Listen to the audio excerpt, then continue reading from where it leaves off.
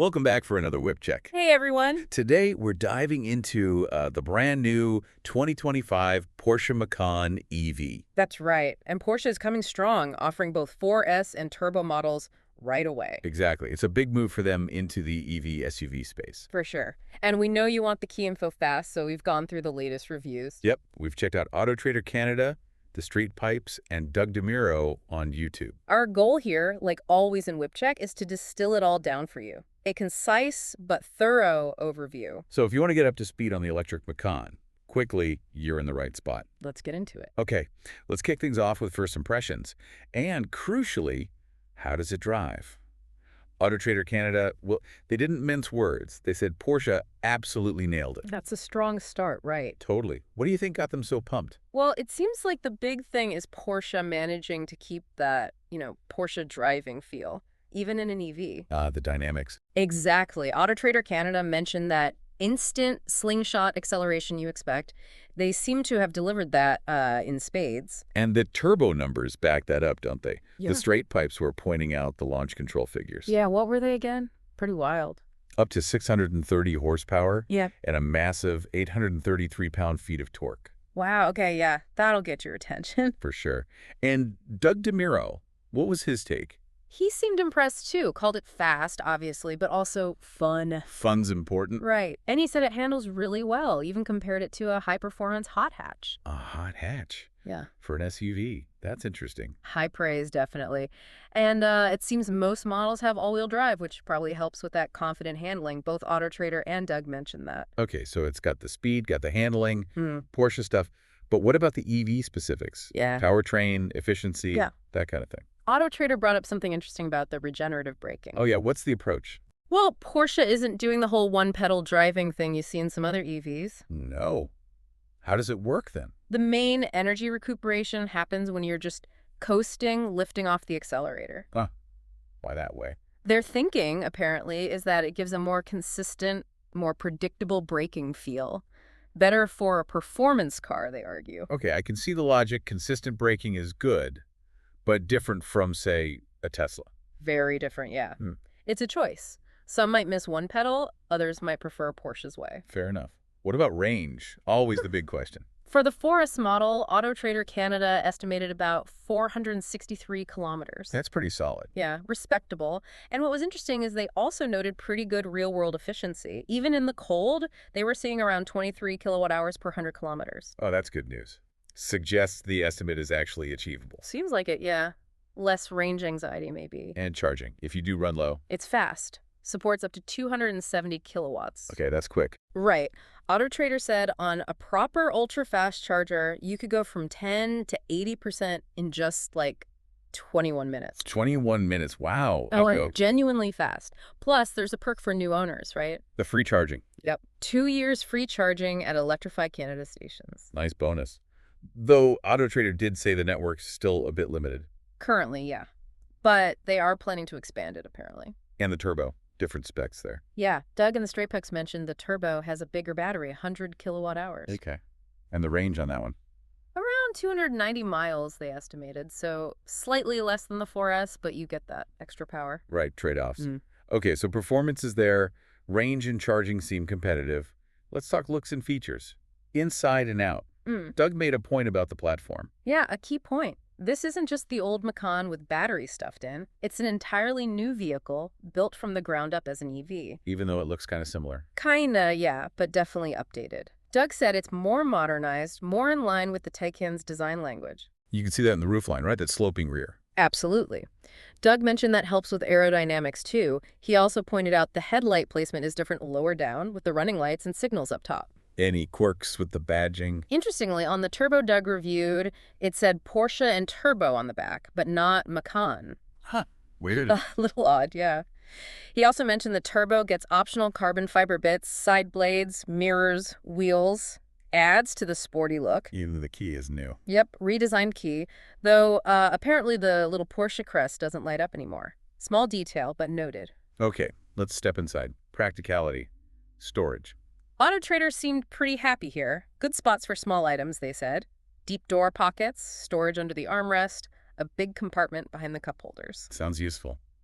What about the frunk? It's there. Not huge, about 87 liters or 3 cubic feet, Doug said.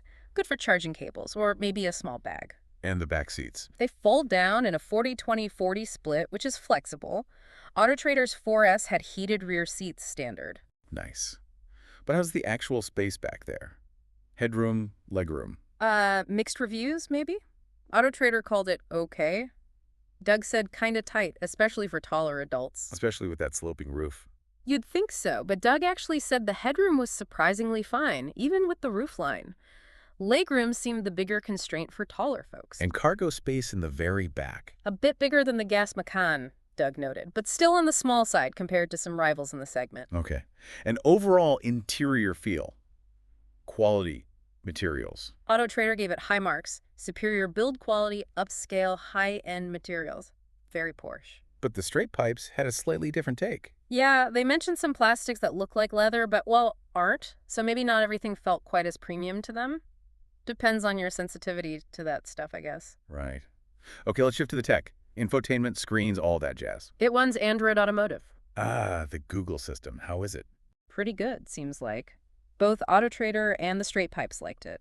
Called it user-friendly, quick touchscreen, customizable shortcuts. That's good to hear. Did they keep any physical buttons? Thankfully, yes. Physical toggles for the climate controls are still there.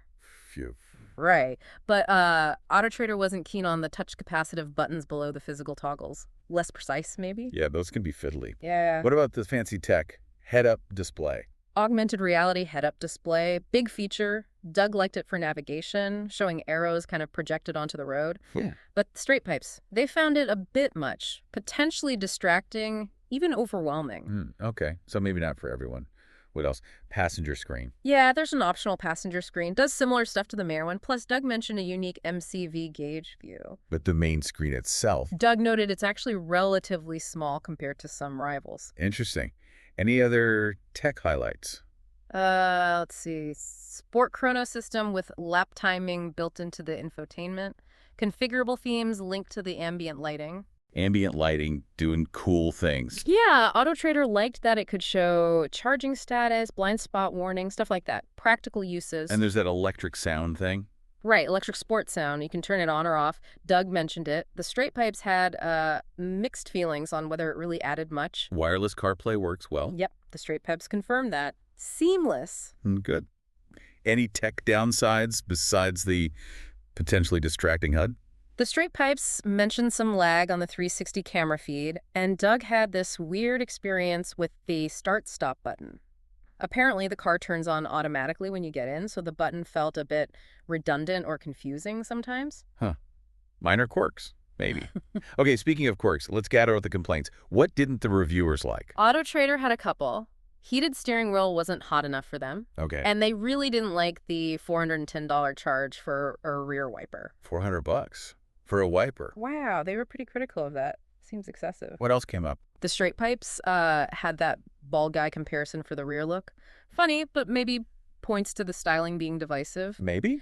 They also echoed the AR HUD being potentially too much, found the phone charging plug hard to reach, and noted that camera lag we mentioned. Right. They felt it was stiffer than expected, especially in Sport Plus. Doug seemed to agree, noting it for the turbo model he drove. So maybe not the plushest ride out there. Seems that way, especially in the sportier settings. We also mentioned the tight rear seat room for taller folks. Right. And Doug pointed out the middle rear seat is compromised by climate controls, plus the smaller cargo space. And that start-stop button confusion. Yep. And one last little thing from Doug, he found the 150 mile per hour tire rating sticker inside the door jamb. Kind of cheesy or out of place on a luxury car. Okay. So a few niggles here and there. Nothing sounds like a total deal breaker, but things to note. Let's talk money. Pricing, value. Right. Doug gave a good overview. The base model, rear-wheel drive, starts around $77,000 US. Then you jump up quite a bit. The turbo starts around $107,000. And the models they tested? AutoTrader's 4S started at $107K, but was $125K as tested. Options add up. They always do with Porsche, right? The TheStraightPipes Turbo started at $127,800 and ended up near $145,000. Oof. Definitely premium pricing. How did Doug rate the value? His Doug score. He gave the turbo a 66 out of 100, which, interestingly, ties it with the Genesis GV60 and BMW iX at the top of his luxury EV SUV rankings. So it scores well. Yeah, but he kind of caveated it. So those other two, the Genesis and BMW, are probably better value if you don't absolutely need the Porsche badge or that last tenth of performance. So you're paying a premium for the Porscheness. Pretty much. That's his take. And the straight pipes. How do they frame the value? It was interesting. They predicted the Macan EV will definitely steal sales from Porsche's own Taycan, just because it's an SUV. Makes sense. But personally, they kind of felt they might still prefer the Taycan, maybe hinting the value feels better there for them. Interesting dynamic within Porsche's own lineup. Yeah. Okay, lastly, market position. Where does this fit? Especially with the gas Macan sticking around. Yeah, that's the unusual part. Doug highlighted Porsche's plan to sell the gas Macan alongside the EV, at least through 2026. Why do that? He speculated maybe Porsche thinks the market isn't quite ready to go all EV, or maybe they just want to hedge their bets. Could even stick around longer than 2026, he thought. And the straight pipes had a more cynical view. Yeah. They sort of jokingly called it trade fodder for rich folks buying GT3s. Like, it's the practical Porsche you get while waiting for your sports car. Ouch. Okay, so let's wrap this whip check up. 2025 Porsche Macan EV. Key takeaways.